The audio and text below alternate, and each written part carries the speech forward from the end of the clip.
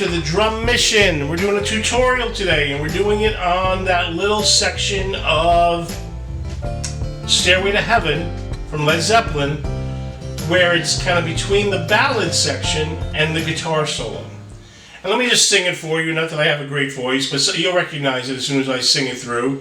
You know, it's da-da-da, da-da-da, da-da-da, da-da, right? So that little interlude, a lot of people have trouble playing this and feeling it the right way. And this is one of those cases in music where if I was writing this out on a piece of paper, a notation for you to read it, I might write it one way, but the feel is a little different. If I was going to tell you how to feel it, I might tell you a different way than it's written. Okay? So as a matter of fact, if you got the call for Saturday night, you could just try to play with the song 90 times until you got the feel of it. That might work for you, but then you run into this trouble. Maybe the guitar player you're going to work with doesn't play it like Jimmy Page. As a matter of fact, if you listen to the live versions, Jimmy Page doesn't play it like Jimmy Page. So I'm a little sick today, so forgive me. We had like a week or two of 48-degree weather here in May, and now we got 80-degree weather. So I have a lot of trouble with that in my life. Okay, so I don't recommend that you do it just by feel. I think you want to have the feel of it, but you also want to have the bones. You want to have the skeleton. You want to know the roadmap to help you through. So no matter which way the guitar player you're working with plays it, you can still get through this. Because this, I have heard bands do this and they didn't rehearse it, and it becomes a train wreck, and you don't want that to happen. They usually get themselves together by the time they get to the guitar solo, but this little section can become a train wreck very easily. So, one of the problems with it is those first three guitar chords. Da-da-da. Those are tonic chords. And that last note is the heaviest of all three. Ba-ba-ba. You know, he's accenting it. So, after a bar of kind of silence, you sort of want that to be a one. And your brain has been conditioned for that to be a one by listening to whatever, 20 or 30 years of pop music, right? You want that to be and a one, and a three, and a 1, 2, 3. That's what you want. But that's not really what it is. So if you watch 10 different videos, you're going to see 10 different ways to count this and feel it and all that. I'm going to show you 2 of the ways that I think are important. First, this really stays in 4/4. It actually never leaves 4/4. And Zeppelin does something they like to do. They add an 8th note on one side, they take it away later. They do this in several of their tunes. They do it in Black Dog, they do it in The Crunge, they do it in The Ocean. They do this a lot. They like this kind of thing where they add an 8th note and then they take it away. That's called beat displacement, and Zeppelin was doing that before it was a thing, before it was beat displacement. So this is in 4/4, and because if you want to keep it in 4/4, now when I'm actually playing this, I count it the way it feels, and we're going to get to that. I think that's an easier way to count it, but let me talk about the way it really is so you understand the roadmap, at least the way I think it really is. So those first 3 chords, da-da-da, are not and a 1, they're 1 and. They start an 8th note later, and instead of ending on 1, they end on the and of 1. And that's why it throws you off. It throws you off. And then all those hits that Bonham does in the second bar of that figure are all on the ands, or the upbeats. So let me count this through for you, nice and slow. Right, so the bar before this happens ends on 1. We got 1 and 2 and 3 and 4 and 1. Right? That's 1 that ends that ballad section. Now we're going to go into this interlude section. So we got 1, 2, 3, 4, 1 the end. And that's what happens. Instead of going 1, 2, 3, 4, and the 1, they don't don't do that. They go 1, 2, 3, 4, 1 the end. So from there, we go 1 the end, 2, 3 and 4, 1 the end, 2 and 3 and 4. And pretty much that happens twice. So let me count that all the way through for you. 1 and 2 and 3 and 4 and 1, 2, 3, 4, 1 the end, 2, 3 and 4, 1 the end, 2 and 3 and 4, 1, 2, 3, 4, 1, 2, 3, 4, 1 the end, 2, 3 and 4, 1 the end, 2 and 3 and 4, and 1 and 2 and 3 and 4, 1 and 2 and 3 and 4, and 1.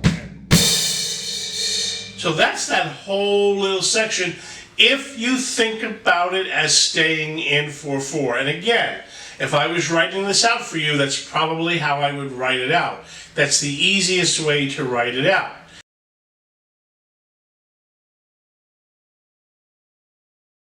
Hey guys, this is a couple of days later. I'm going to finish this up. I've been really struggling with this cold, and I know it's a cold. It's not even an infection, it's a cold. And how do I know? Well, my mom used to say, you know, if it's clear, nothing to fear. Hate to be gross, but it's what it is. And it's like I said, because sometimes you go to bed, it's 80 degrees, you pop up the AC, and you wake up, it's 48 degrees, and now you're freezing. And there's been like 2 weeks of that here.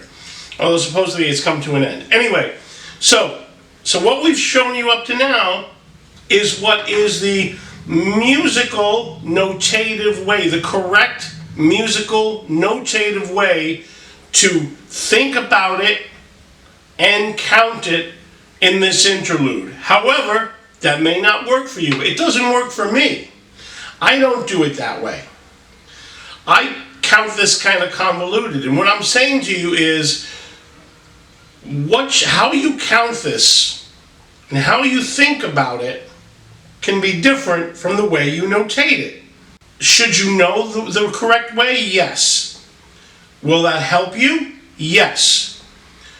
It may not help you when you're actually trying to play it. For example, let's say you've never really played the song through and you got a show on Saturday night and they put this in the list and you know this is the part that everybody screws up. So what are you going to do? So maybe that maybe you want those 3 guitar notes, you want that to be and a 1 and not 1 and like it really is. Okay, so let it be and a 1. Right? Who cares? It's not legal, but who cares? So this is what I do. I let it be and a 1 in the first half, and the second half I don't. Let me show you what I mean. Okay, so the ballad ends on that cymbal crash on 1, then we have that bar of rest, and it comes in with that ba-ba-ba, you know, those 3 hits on the tom-tom. And they are 1 and, but I want it to be and of 1. So it's still a bar of 4 there. So I'm going to count 8 eighth notes, and then I'm going to play and a 1. So let me show you. So, put my coffee down. It's helping my voice not to sound all grrr. Oh. Thank you for putting up with me. Okay. So let me play the last bar of the ballad, and then I'm going to play right through the first half of this figure. Okay? So here we go, the last bar of the ballad.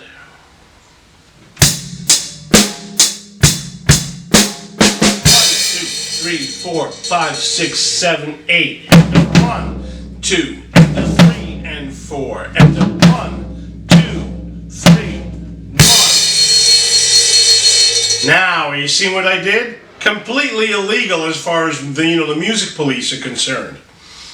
I counted 8 eighth notes, came in with and a 1, did that bar of 4, and a 1, 2, and a 3, 4, and a 1, 2, 3, 1. And that feels really natural to me, that although musically it is that bar of 3 that I counted is not a bar of 3, really. But playing it like a bar 3 seems right to me. Seems right. Now the second half of it, I do kind of want that last cymbal crash to be the and of 4, because we're coming back into that rock beat to take us to the guitar solo. And I want that to be the and of 4. So I count the second half of it the way it's more, legal to count it. Alright, so let me show you again nice and slow. I'm going to do the first half and then the second half, but just as a note, to make it work out right, when after the first half and Jimmy plays that little guitar bit in between, the best way to count it my way is 8/8 notes, then 9/8 notes. So we've got the and a 1 version, 8/8 notes, then 9/8 notes, and then the 1 and version. Let me show you.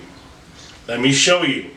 Nice and slow again. Last bar of the ballad. 1 and 2 and 3 and 4. 1, 2, 3, 4, 5, 6, 7, 8. And 1 and 2 and 3 and 4 and 1, 2, 3. 1, 2, 3, 4, 5, 6, 7, 8. 1, 2, 3, 4, 5, 6, 7, 8, 9. 1 and 2 and 3 and 4 and 1 and 2 and 3 and 4.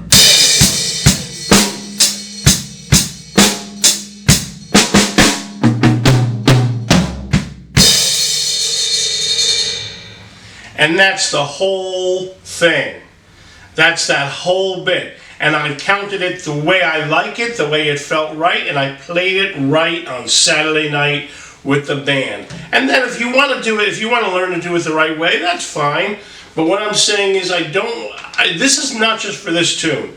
Don't feel constricted that you must do it the way the music is written.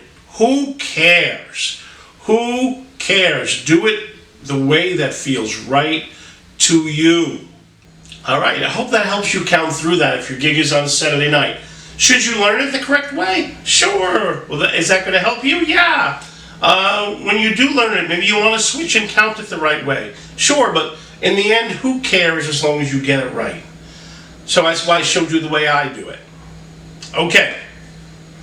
Let me show you quickly the Bonham Herta, which goes in the middle of the guitar solo, and this is one of those things where if you did get the call and you had to play it on Saturday night, and the guitar player you're working with is playing that solo close to what Jimmy Page did, you kind of have to do that Herta that Bonham did, because to the best that they can, people will air drum it. It's a very iconic fill. So let's talk about it.